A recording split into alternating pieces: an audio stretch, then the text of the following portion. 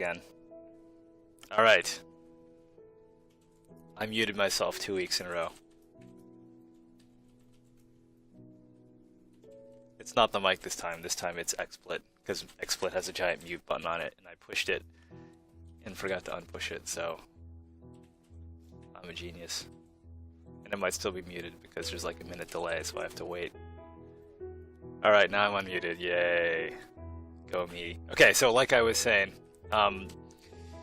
we push R42 everywhere, not just Steam, but Humble Bundle, after fixing a couple of bugs in R41. So that's available. And the big feature, I guess I could just run it. Let's run it. Let's run the game so you can see it. The big new feature we have is this new world map. Is this 42? It might not be, but whatever. Okay, let's move this thing. Oh, it's too loud. It's too loud. Let me turn down the sound on this mixer. Stonehearth down. Okay, so yep. Okay, so for those of you guys who haven't seen the map in action yet, this is it. So this is finally where you get to see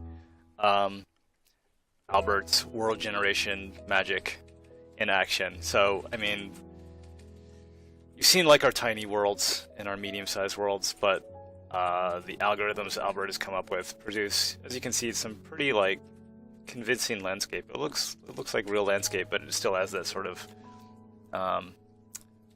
16-bit RPG look that we're going for. And he can generate maps of arbitrary size. So this will continue to get better as he continues to work on it. You can see that he's got forests, and forests are biased towards like, you know, the sort of base of the mountains. And I can like generate as many of these as I want, right? And they're all random and all good. And the world that we actually push to you, where you can see like it's like a square island, is actually about a 5x5 grid on this. So as you can see, we can generate absolutely mammoth worlds. So once you pick, say I want to embark, like, just for fun, we'll embark on a mountain type. Like I'll embark on this mountaintop, and you can see we give you information about where you're settling. Well, we only like build that little section of the world, right? So eventually we'll be able to stream in tiles. So if you like migrated off this mountaintop, as you are as you're moving off of the small piece of the world that we generate, will generate more in the background. So you could potentially, it would take a long time, but migrate from this mountain to this mountain, or whatever you want.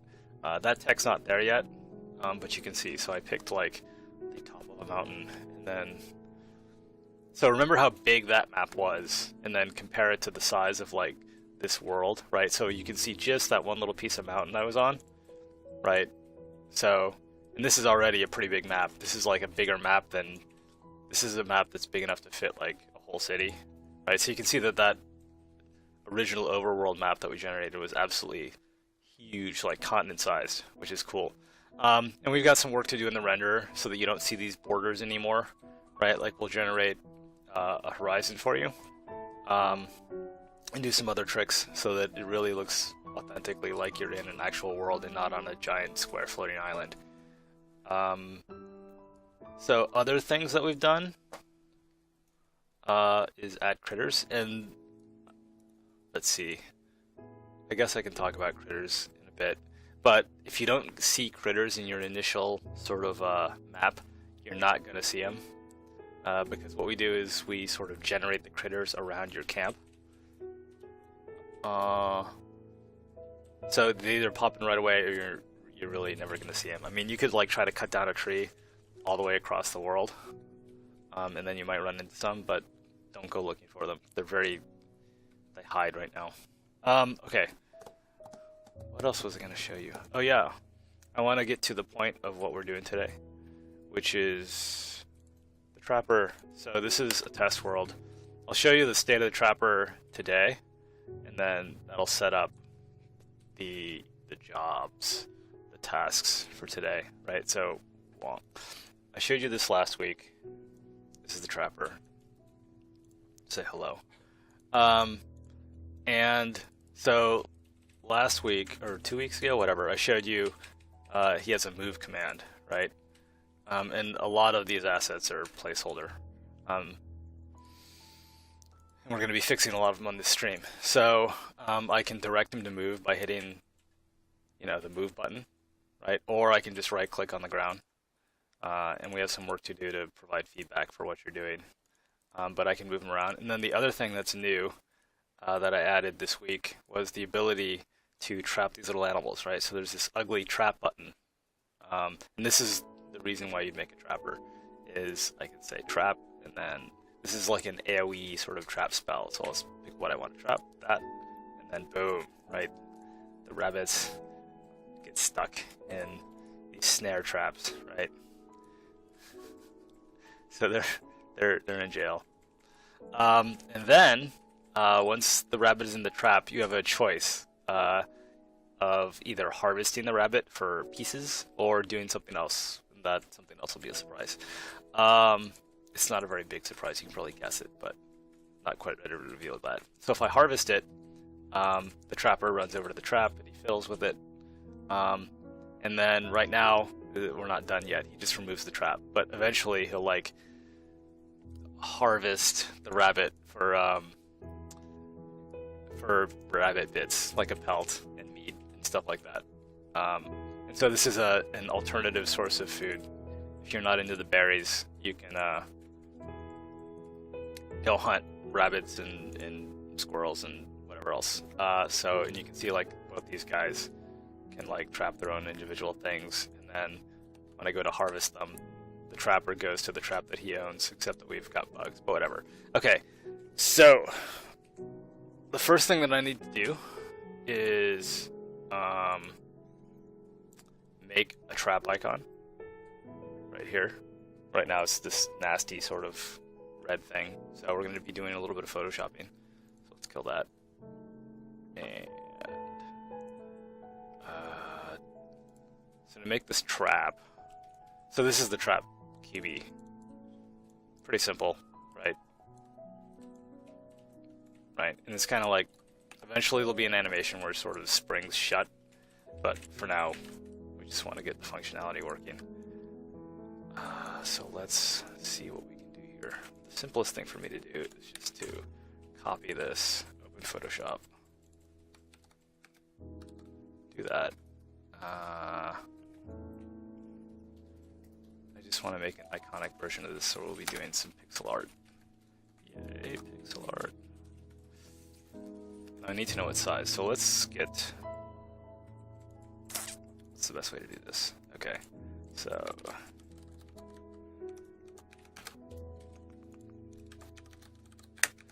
I want the window to be back to its original size. I need to get a picture of the button.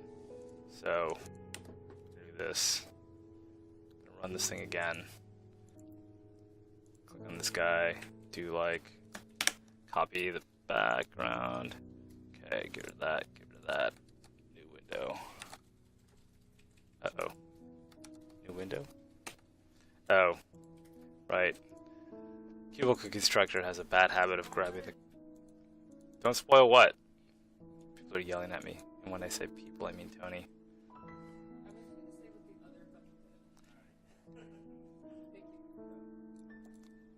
No, no. Yeah. Okay, so let's put that away. Oh my goodness. Cubicle, what's up? We'll just move you out of the way. Okay, there. That's what I want. So now I need this button background so that I can size my little trap correctly. So we'll do that. Just copy that. Close that. Okay, so where's my existing button image? It's over here. No. Oh, here, we'll do it. I need to open the right file. Sorry guys, I'm juggling with my file system, but once I get this going, we'll start pixeling. What is this thing called? Snare trap. So where's the command? Is it under control? Abilities? Snare trap. Yeah, okay. So here is our existing icon, which is bad. Big shocker. It's just temporary. And then there is the background. Right. So now let's. So I should have like this thing. In fact, I do have it tucked away in its own file, but I just didn't want to dig it out because I'm not sure where it is, and I figured this would be faster. So I'm just like wiping out this arrow.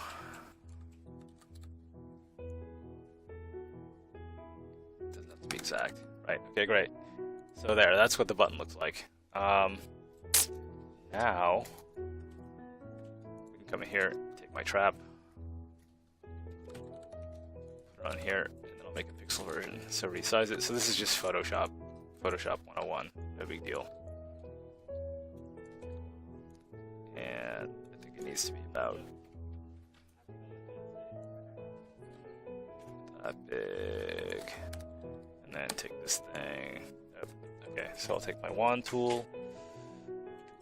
Oh, I tried to click on the XSplit window. That's not going to work. Nope. 100% tolerance. So I'm just trying to nuke out this gray stuff. Okay, so there's my trap. Maybe a little bit too small. Let's make it a little bigger. I mean, one thing I have to decide is like, do I want like a 3D trap or do I want like a sort of side view of the thing? And I think I want the 3D one just because it's going to be more interesting.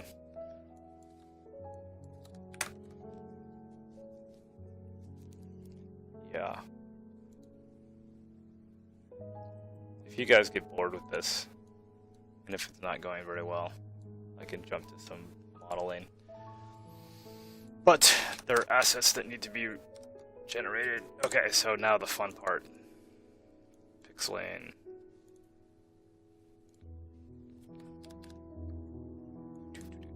So first I'm going to just establish like the shape. No big deal.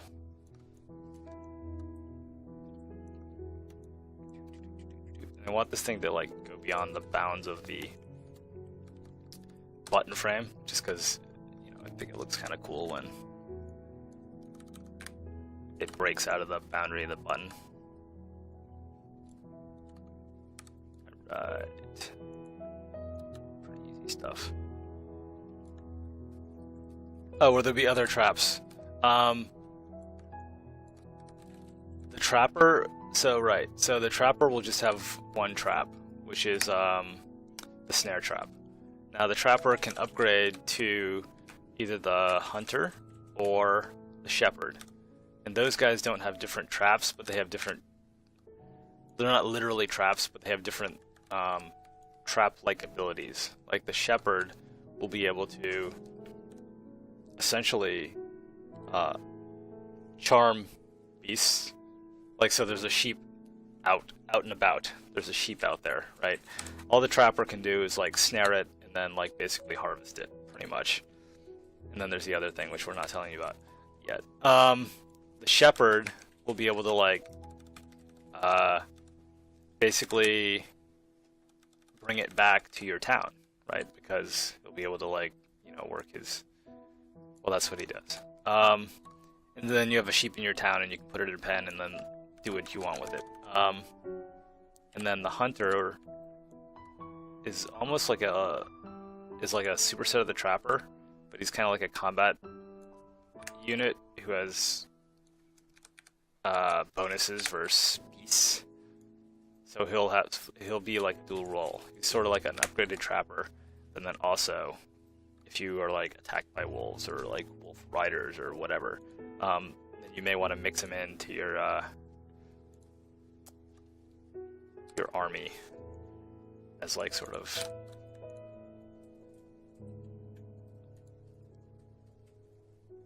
a countermeasure against those beasts. So right, so we want every class to be pretty focused and be good at or have a clear role, and then the way that you get diversity is by mixing and matching different classes.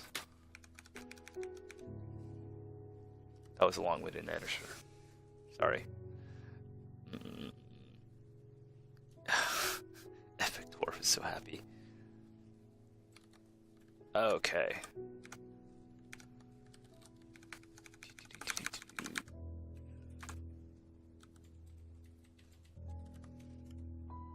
Alright, let's start getting some color into this thing. Seems about right. And I'm going to model like half, as usual. This won't surprise anybody. I'm modeling about half the thing. Where'd cubicle go? And then I'll flip it around. Okay. Cubicle constructor's not behaving. But that's okay. We'll just kill it.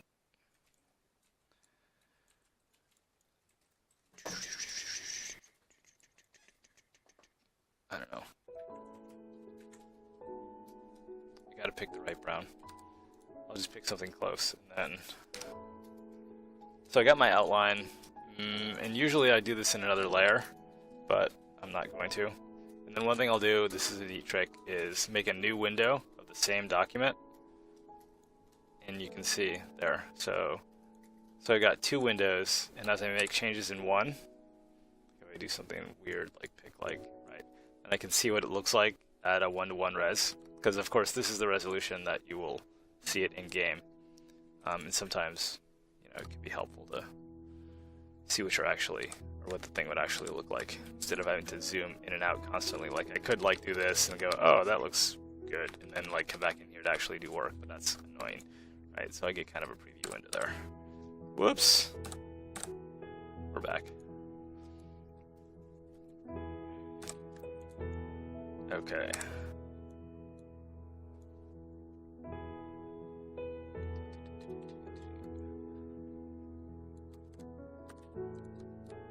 Uh-oh. One thing that bothers me about Photoshop is that there doesn't seem to be a way to like permanently hide these grid lines. Like if I pick the marquee tool and do that, the grid lines come back. And there's an option to not show them, but like they always show up if you do a marquee selection, which is annoying. So then you have to hide them over and over again. My life is so hard. When the shepherd catches an animal, will he need to bring it to a pen, or will it be an NPC, a friendly NPC that wanders? So, that's a good question. The shepherd has the ability to basically leash an animal, which means it's like, hey, animal, or sheep, follow me around, and then the sheep will follow him around. And then at any time he can break the leash, but then the animal, it's still a neutral NPC, or, yeah. So if you don't explicitly put it in a pen, it may wander off again, or it may, like, you know, start making mischief in your town, eating your food or whatever. But so he has that one ability. So it's not like, okay, where was I going with this? There's the shepherd can upgrade. Or is the shepherd somewhere along this tree? I don't know if it's a shepherd or a branch of the shepherd. I can't remember. Can upgrade into a unit that will turn animals into friendly NPCs. Right. So the example that we use in here is like if you wanted battle sheep, right? You'd be able to take a sheep and turn it basically into a sheep under your command, and then you can train it like combat, or lots of abilities. Some of them could be combat abilities. This will also be the way that you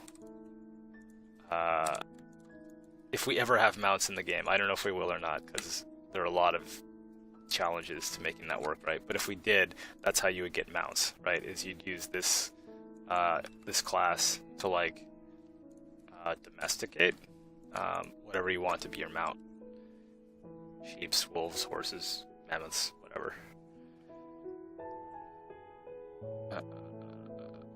Yeah, so I mean, you can see like there are lots of things you could potentially do with animals, and we want to split that up, all those different things, across the different classes. So I'm going to add some shading here. So I'm going to use like a 20% opaque black brush and just like fill over and over until I get the right shade that I want, and that seems about right. Right. It's a nice way of gradually introducing either like, you know, shading or highlighting, so you can play around with the results instead of having to like just pick the color out of nowhere and then repick and repick. Okay. and our plan is to mirror every now and then. And this is not, the lighting's not going to be right, of course, because everything's like the same illumination. But it's showing me like sort of the basic proportions. It's not bad. So one thing that I'm missing, and actually that was the wrong thing to do. Bummer. Should I undo it? Yeah, let's undo that. Cut. No, let's redo it. I got more than I thought. Because like the side of the trap isn't like symmetrical. Like if we go back to our cubicle model, which I can't do because cubicle decided. Alright, but it's got like here. Oh yeah, it's right there, right? So it's got these two sides, right? And it's got this sort of gear. I'm pointing at the screen. That's not really helpful. It's got kind of this gear thing going. That whereas two sides of a trap, right? And they go like that, right? So let's start to put that in place. So that I will do in a new layer, so because I want to be able to sort of move it around and manipulate it until I get it in the right spot.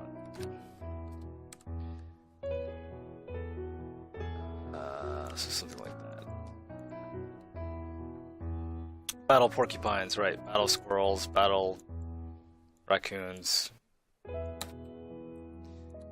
Yeah, none of which would be particularly effective, but probably all hilarious to one degree or another. So why not?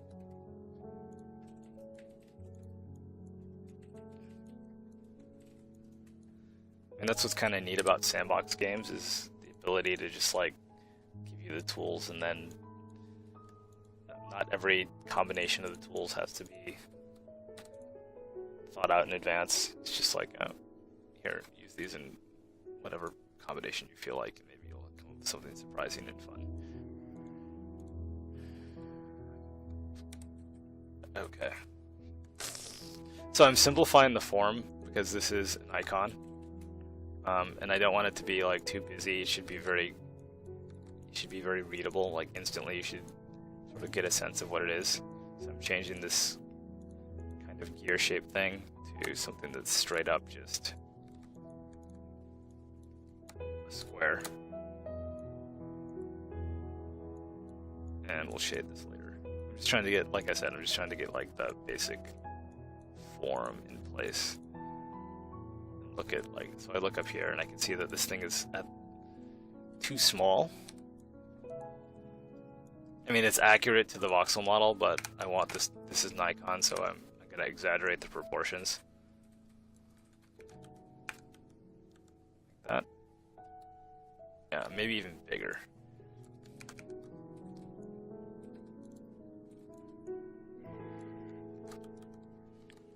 Yeah, that's nice.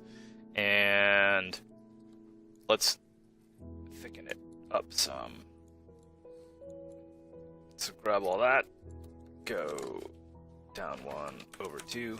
Oops. Great. That's not fantastic. Maybe even like more. Yeah, great.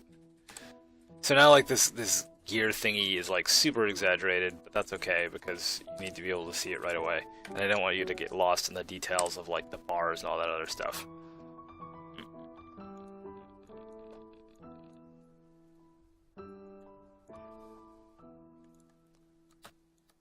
Not bad.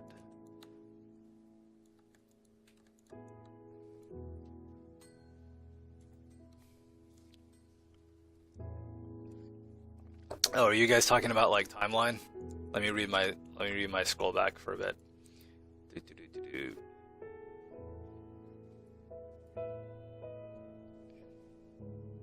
Wait, Oh, yeah. So Callum is saying that the game was supposed to be finished in September, and he thinks that we'll hit beta right around then. Or someone said beta around then. Maybe. That's about right. I will say that this is more difficult than we originally imagined it to be. There are more complexities with especially AI.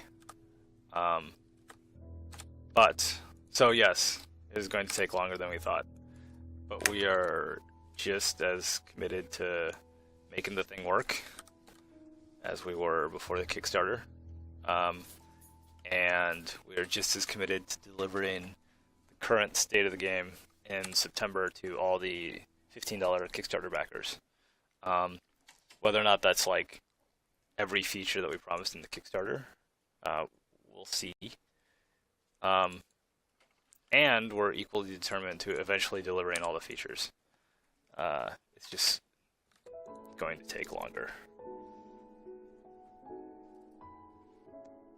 So we're still super amped and hyped. Our enthusiasm has never been higher. But you are right, it's taking longer than we thought. And that's just yeah, that's just the way it is. Go away, grid lines. Thank you. Okay.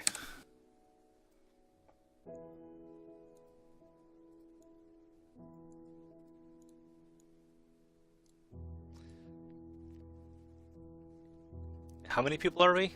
You guys are saying 6, 8. Let's see, let me count heads. 1, 2, 3, 4, 5, 6. Right. 6 people working on Stonehearth.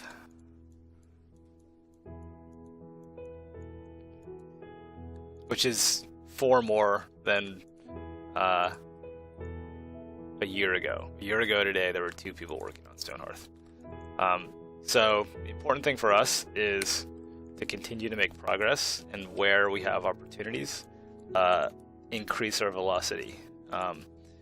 And we are doing a good job of continuing to make progress, and our velocity is starting to creep up a little bit. It could still be much faster, but like for instance, I've been working on the Trapper for like a week, a little more than a week, and like there's like new gameplay there. You just saw it, right? And so I can add new gameplay in a week because of all the stuff that we've done, investing in like the AI system and stuff like that. Now, ideally, it would only take me like, a few days to do what I did in a week. So we still have work to do. But, we're getting faster and we're continuing to make progress. So that's all good stuff.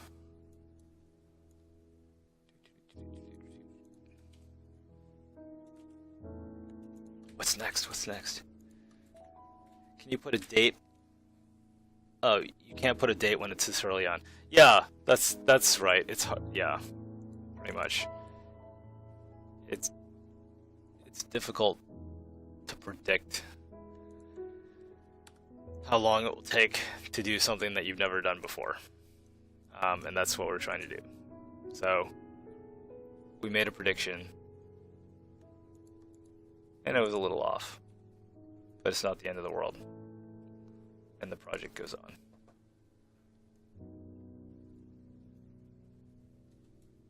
Okay. This music's so mellow. It's good work music.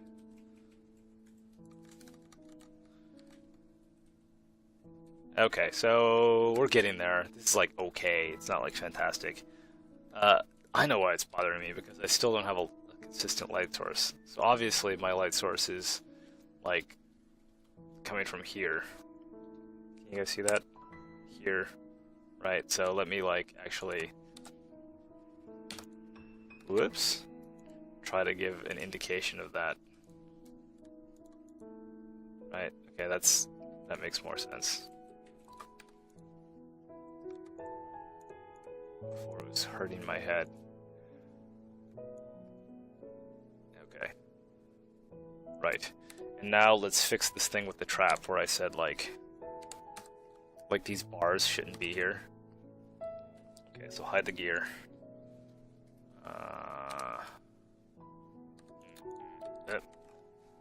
Where's my wand tool? My wand tool's here. Tolerance 0. Uh-oh. Uh-oh. Contiguous. Tolerance is still 20. Tolerance 0.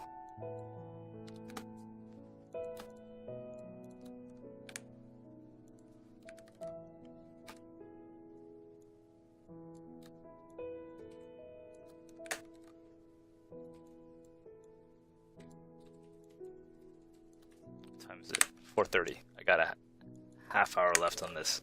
4:32. Let me just like get this one last segment right, and then I'll switch to like some modeling, just because get some variety in on you guys, or for you guys. Is that right? That's right. Hello. Oh, switch my opacity back to 100%. It's one thing that I did in a lark, and it's actually, I think, turning out better than I expected, or it's turning out as well as I expected, which is success. Is I do my pixel art. So first of all, I use pixel art obviously for the icons, but I'm doing all the pixel art like fully aliased. Like I don't smooth out these jaggies. I think it looks pretty good. Like I'll do some things like I don't use full black for my exterior lines. And let's see. But that's like I just did that to see like, is this gonna work? And I think it does work pretty well. Okay, let's start to give like some kind of indication of like an interior on this trap. Just because that's probably the wrong color. Let's darken that up a little bit. Okay, something like that. And now we will increase our line width. Let's add a stroke of this guy of like 2 pixels. Is that right? Not inside, outside. 1 pixel, just a little bit. Just to give it like sort of a stronger outline, which you can see in here. Like if I turn that off, the thing is kind of like, this pops it out from the frame, which is nice. And there's that. Okay.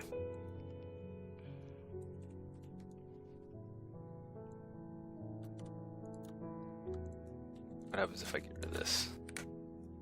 Yeah, that's not good at all. Okay, so I need some color on there. I'm not really happy with that color. But you can see how this is going, right? So the next thing to do is like to add like a vertical bar up here. Here, I'll like do the NFL chalkboard thing, right? So,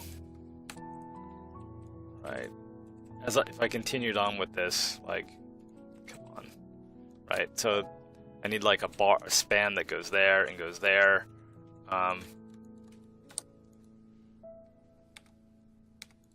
Right, like that, and then probably do something to shade the inside, this interior color, so it's not flat, right? And then that'll be the trap icon. Yay.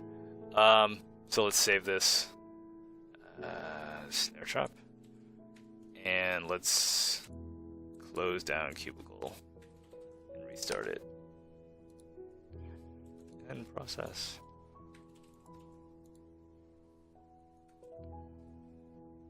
Okay, and we can get to okay, back to cubicle.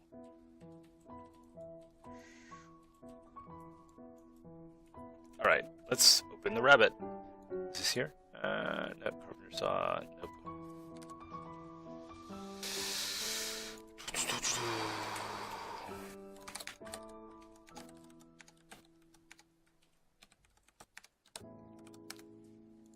I think I hit critters.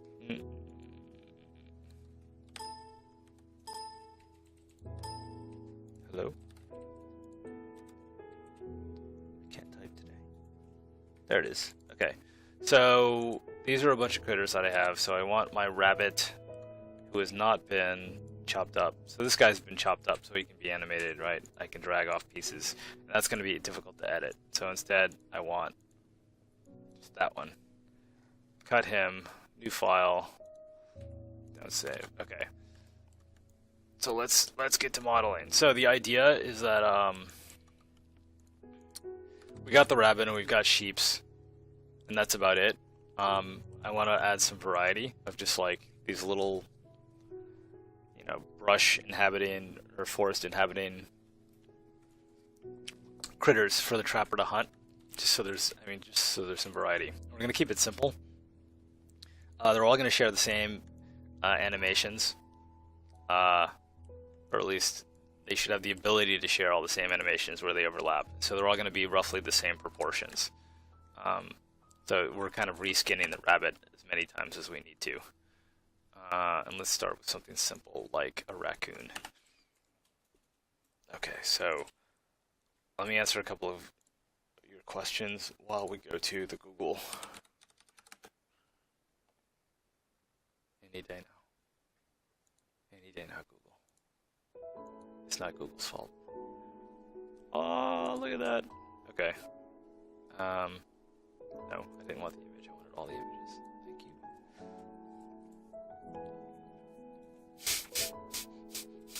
you. Okay, that's nice. All right. Okay, your questions.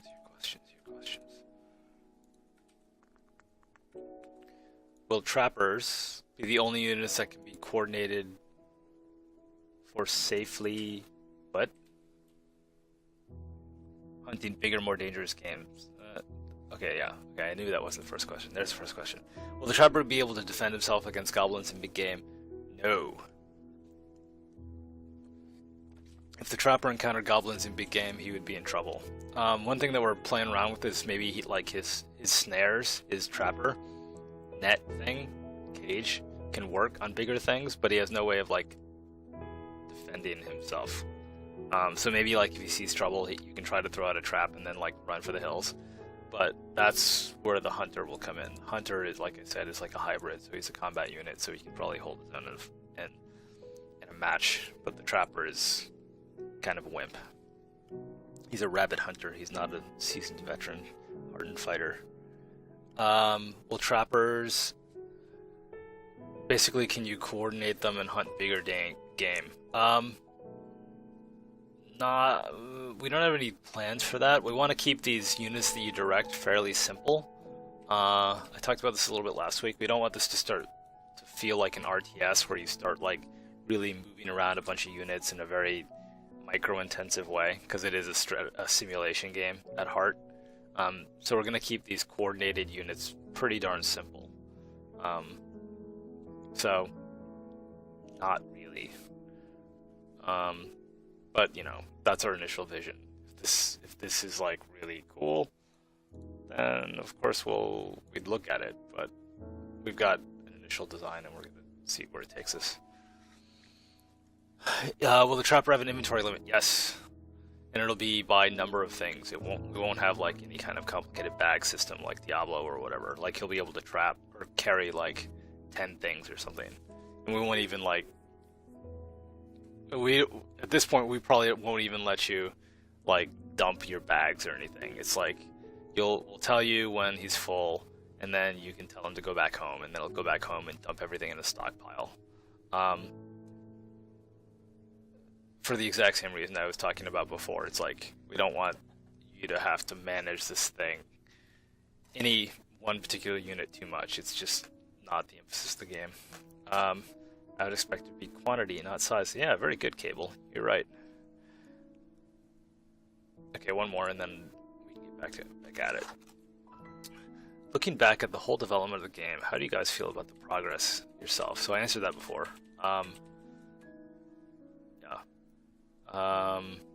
Will we be able to put the trapper in auto hunt mode so you don't have to micro him?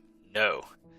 We thought about that for a while, but that ends up basically doubling the amount of work for these units. Not literally, but practically, right? We don't want you to have two ways of doing the same thing. Like, we have to design and test and tune the micro. I won't even say micro because we don't want micro, but like the directed way of doing it where you're controlling the unit. And then we have to build all the AI to do the automation. And that's not the best use of our time at all. But what we are doing is wherever there's a direct control way of doing something, there's also an automated way. So the trapper is about getting food and materials like pelts or something that the weaver will use. If you need that stuff and you just don't want to participate in this directed control kind of game, then you can get all that stuff through the farmer and by doing things like planting crops and collecting berries and stuff like that. So we'll never force you to do these little directed mini games. They're purely opt-in. Okay. Those are all good questions. Okay, so we are here to turn this bunny into a raccoon. It's a tiny total conversion.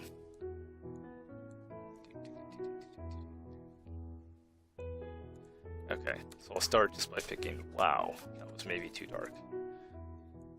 Just like an arbitrary brown. Just sort of twiddling around trying to find the right shade. That's probably okay. And we're gonna have to lop off his ears. Sorry, this is gonna hurt. No! Okay. And let's flip back and forth between... Right, so there he is. He's so cute. Okay. Alright. So give me a darker version of this brown. Really dark, but not very... Right, this. I'm not sure how I'm going to handle his eyes. I gotta figure that out. Now let's go for a lighter version. Tricky.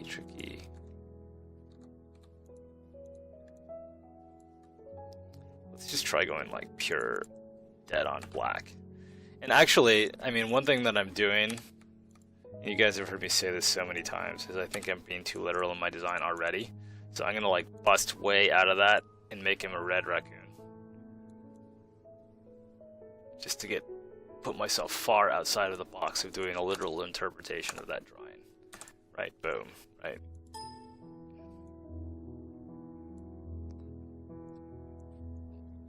Redder. Right, there. That's probably too saturated. There. Yeah, slight change, but it's better. And then that gives me the room to already see that, like, his little raccoony eyebrows can be a lot lighter and a lot more saturated. Right. There. I mean, those are flesh colored, so that's probably not the right decision. Right, so make them much lighter than they were. Yeah, neat. Okay, now let's give them a little raccoon snout. I kind of feel like I could do that, maybe. That didn't work. Maybe that.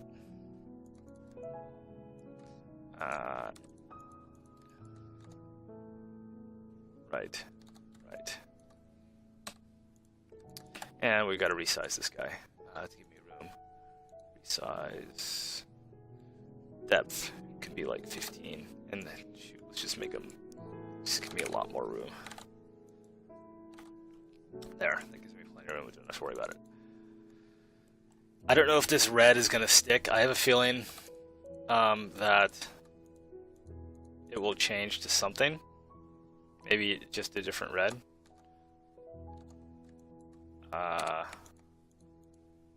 But I like that.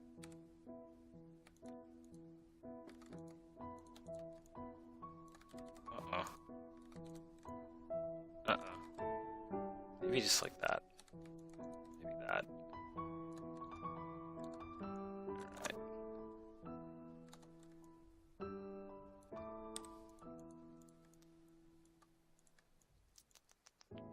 So I'm gonna have to like start making a decision about what I want to emphasize. Because this guy's like a raccoon, obviously, I want to emphasize his tail.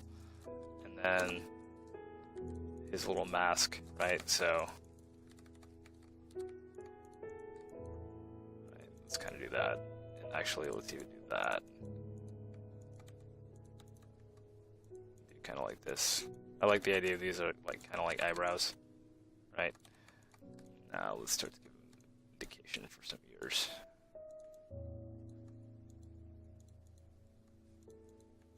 Right. And I don't have to actually make a raccoon. I can make a raccoon-inspired thing, right?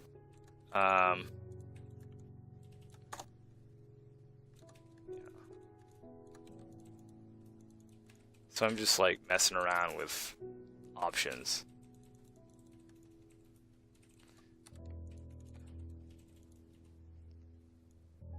at options. I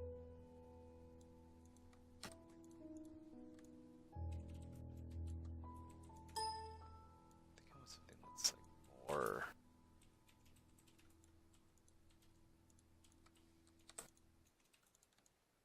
Okay, so that's like starting to read Fox, which is, it makes me want to make a Fox, but not the right time. We'll do a Fox next.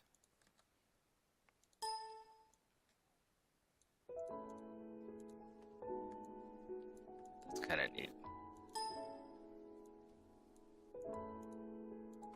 There. Okay.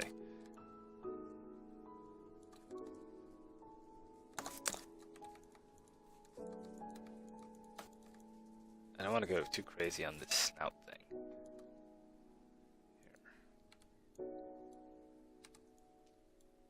Here. Slide the back of its head back a little bit.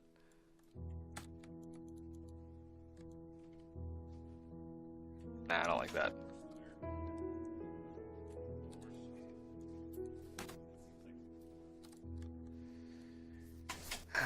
By scaling the model 10 times the size, you can have a little raccoon. Oh, yeah, thanks. Yeah, you can scale models. Thanks, RP, for inspiring these guys to like go nuts. Yeah. So the resolution that we model at is not necessarily the resolution of something in the game, which is something that's important to keep in mind. We model at the resolution that makes sense for the amount of detail in the model. And then I like that. That's starting to get the sense. And like do this.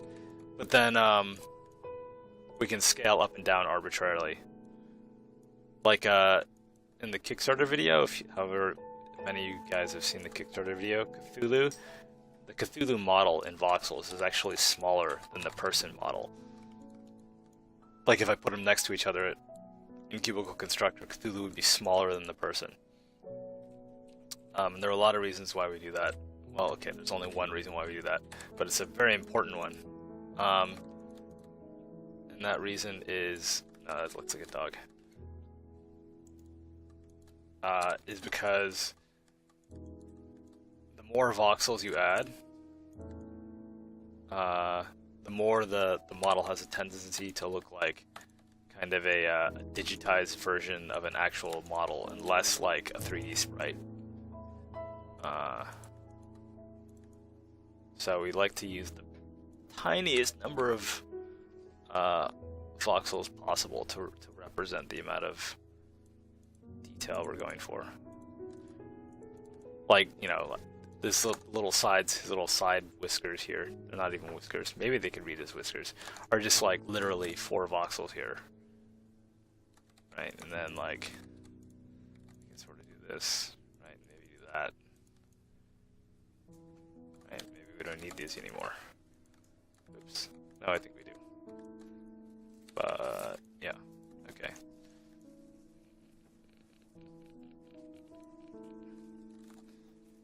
Okay, I need to look at this guy now. Yeah. I like the gray. Let's go with that.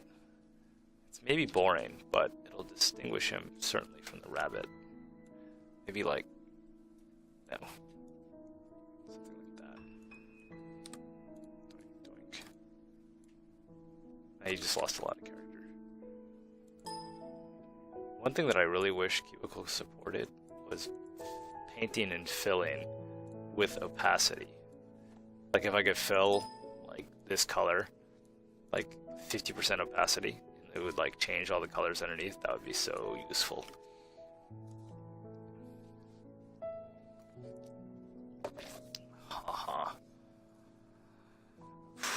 So I went to my son's birthday party at his preschool. I'm responding to what's going on in chat. Shocking, right? And I was like, they were like, read us a story. So I'm reading these kids a story. And then they all started like doing that "What Does the Fox Say" song. It was I wanted to get out of there so bad. It was the most annoying thing ever. They thought it was hilarious. I thought it was like, time to go. Yeah.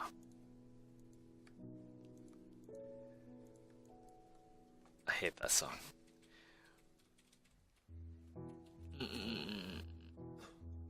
Do you guys have like questions?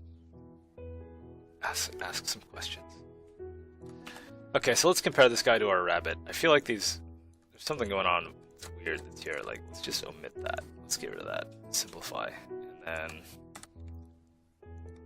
change the color. So that. And then let's go back to this guy. Yeah, so I forgot the tail. How could I forget the tail? And I forgot the whole reason why I came in here, which was to get rid of these little pads. Should not be. Yeah. These are probably distracting. No, we really can't. Maybe we can if we did that. That's better, but only a tiny bit better.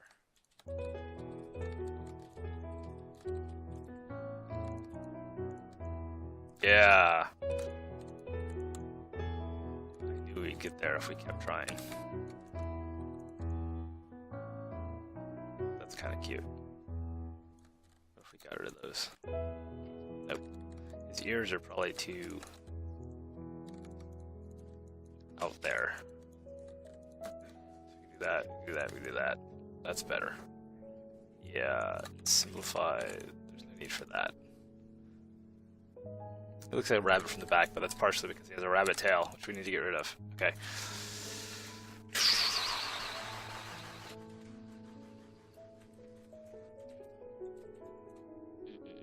Flying manatee. No, I will not make a flying manatee. You can make a flying manatee and post it on the discourse. You think blue-gray is the color I'm looking for? I don't know. I like this one. But I'm willing to entertain your thought.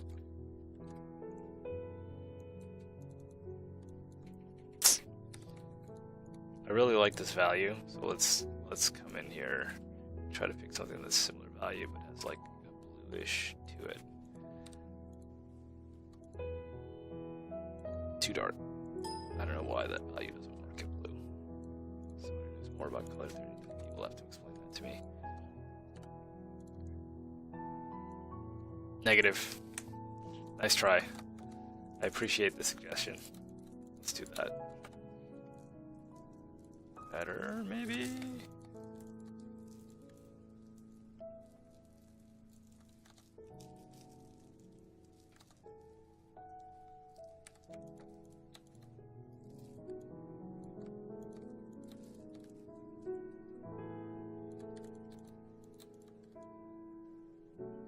That just looks so much cuter. So much more cute. Cuter? Is cuter a word? I think cuter is a word.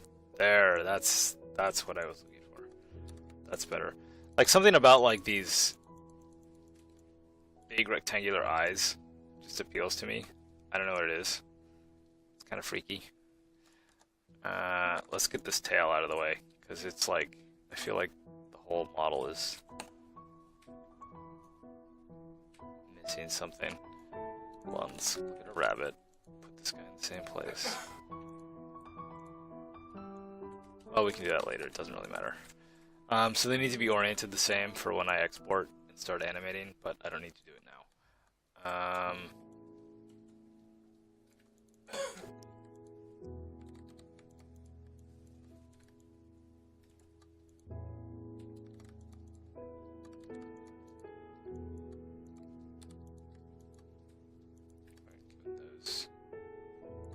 Do I need this stuff?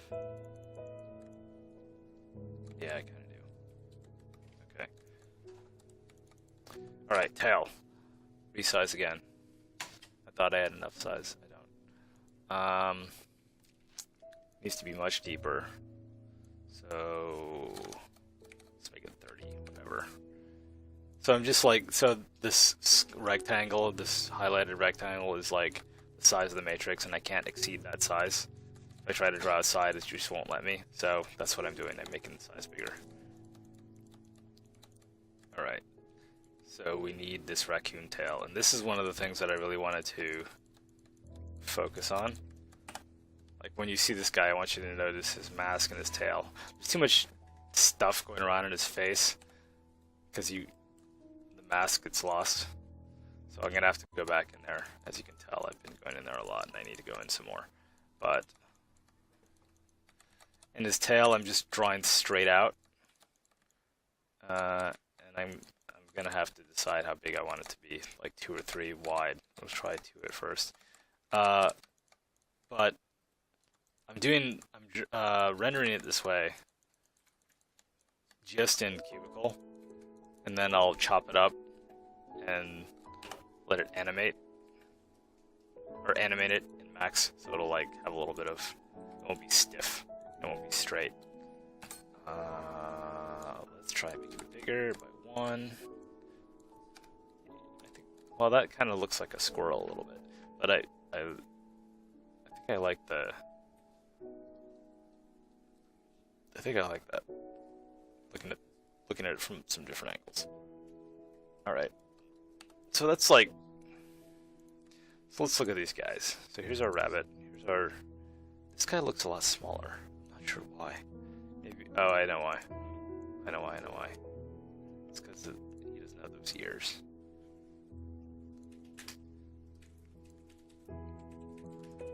So let's just do a pass. So this is the point where I take like reality and throw it out the window and just start trying to get a strong design here. That's easy to see what's going on,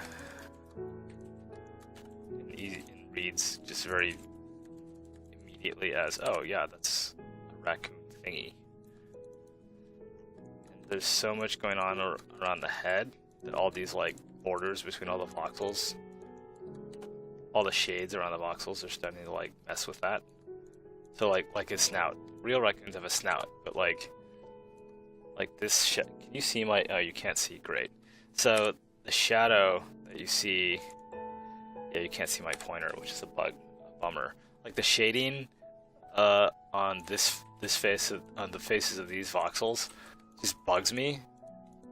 It's like extra information that I think makes it harder to read his head. So I'm just gonna get rid of those voxels, right? So I've sort of gone back to this flat face that the rabbit had, which shouldn't really surprise me. I mean, the rabbit has a flat face for a reason. So I tried something else, it didn't work, but that's okay. And remember, these things are like pretty darn tiny on screen. Even if you zoom in, they're not that big. Right? Like they're probably like about that big on screen. So if you try to add a lot of detail, it's just going to be kind of a mess. Someone's calling me. Oh well, it's 5 o'clock. Okay, I gotta go in like 10 minutes tops, because it's Valentine's Day. That's not why, but it is Valentine's Day, so happy Valentine's Day, everyone. Here, let's do this. What do I need? 1, 2, 3. 3 plus 3 plus 1 is 7. 4 by 4. Nope. Height 7. 7? By just 1 is fine. That's too big. 5 by 5. Alright.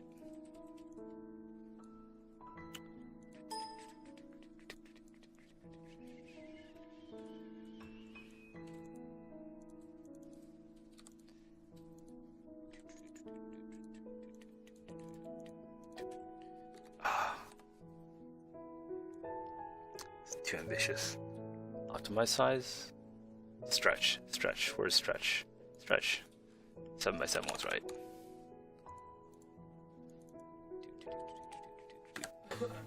E. There we go. Thanks. I was supposed to like bust this out instantly and you'd be awed at how quickly I could produce something, but now it's like taking longer than I thought.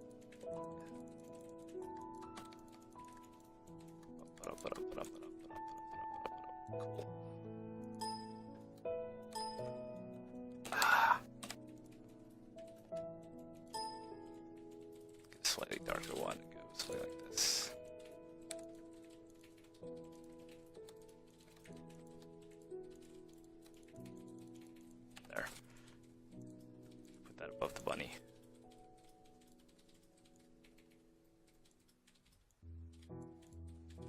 arrow put them between them. They're friends. Okay, I think that raccoon is like not bad. Wait, he's not on the ground. He's floating. He's hovering. That's horrible. Well, maybe it's awesome, but there. Look, they're friends. That's not bad.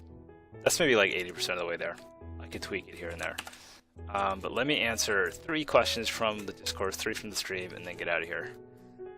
Oh, I should save this. Save as D Dropbox, Radiant, assets, foxholes. Now you know where I save all my files. I'll call this critters. Oh, okay. Critters 2. Okay, to the discourse. Fire raccoons. Will big game hunters still hunt smaller animals? No. I mean, he could. Yeah, sure. I just said yes and no, which means I don't know. It's an interesting thought. My gut says yeah, just because it would be stupid if he can hunt like giant mammoths, but he can't hunt a rabbit.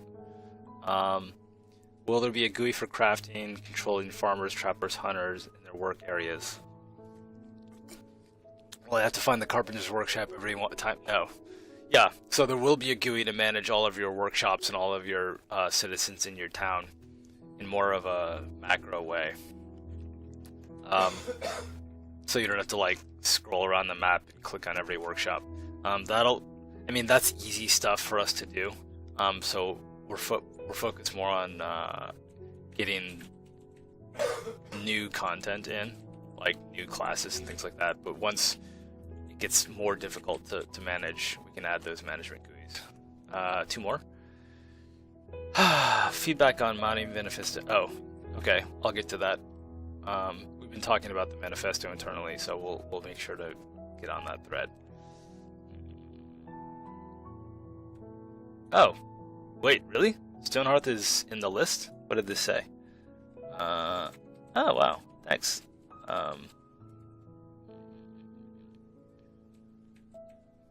Please send a ticket with the giant bomb link. Okay, great. So now you can say that you're playing Stonehearth on Twitch. Thanks, Twitch. And thanks, Sony MC, for asking for that. Is that a question? What happened to the Weaver? I thought that... Yeah, so the Weaver was going to be the next class we implemented, but we realized that you have a production problem. There's no reliable way to get wool, and we could shove sheep in there, but really we want the sheep... We should have to go out and find sheep with the shepherd and bring them back. We want it to be kind of a harder, higher level thing. So because of that, we still have, of course, the Weaver about halfway done, but we want the Trapper to be the first one completed. The next class to go in. And the Trapper will be able to produce, when he harvests rabbits, the Weaver will be able to use rabbit pelts to spin thread and stuff like that. So that solves the production problem. So expect Weaver and then, expect Trapper and then Weaver, and then maybe Shepherd, maybe Farmer, we'll see. One more. In case you haven't noticed, I just read bold text. So for next time, you know. Could we get a quick update on what each member of the team is working on? Wow. Wow. Yes, but it's going to be very fast. I'm working on the Trapper. Stephanie is working on the other half of the Trapper that we're not telling you about. Chris is working on ambient occlusion, which is a feature of the renderer that'll make the game look better. Albert is working on... I'll just spill the beans. Albert's working on Fog of War, so Fog of War will be in the game soon. And Tony is working on the AI scheduler, which will make the game run smoother, and then he's going to work on save. Okay. Thanks for the questions, guys. Sorry I couldn't get to all of them.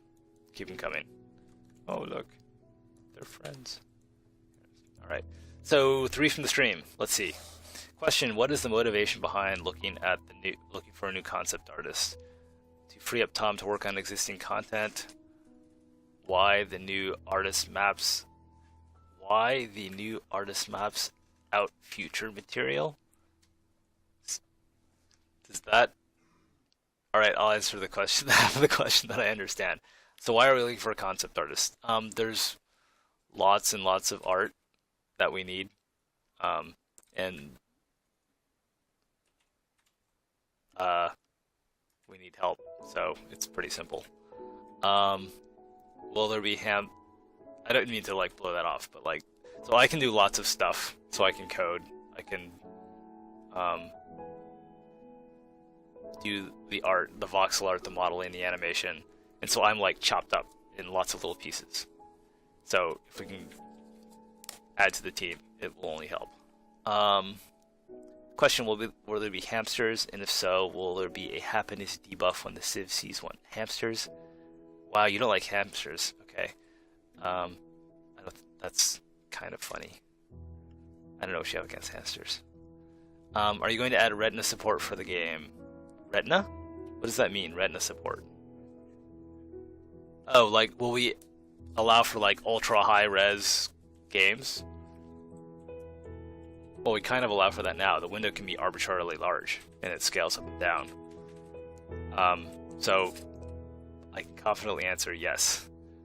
The UI needs to scale, and right now it scales up to a certain point. So maybe it needs to scale more, but that's easy to do. I'll answer two more and then get out of here. What is the motivation for behind? Oh, wait, I answered that. Come on, Steve. Kidding. Thanks, Steve, for collating these. Will there be explosives like TNT, gunpowder in the game? We want to add that stuff, but not for a while. We need to add physics support, which we will do. But it's not high on the list, so don't expect it anytime soon. But we do want to do that kind of stuff eventually, like months from now, but before we consider the game done, you'll be able to have that stuff. One more.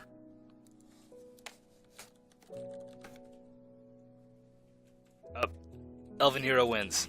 When you are the Dawn... What? When you are the Dawn, everything will... You develop... Oh, when you're done with everything, will you develop for the Ouya? Ouya is not something that we're looking at right now. We're looking at PC, Mac, Linux, and then we'll evaluate future platforms, but I honestly don't know much about the Ouya, so I can't really tell you anything about that. But PC, Mac, Linux, and then we'll look at other platforms. Okay, thanks guys.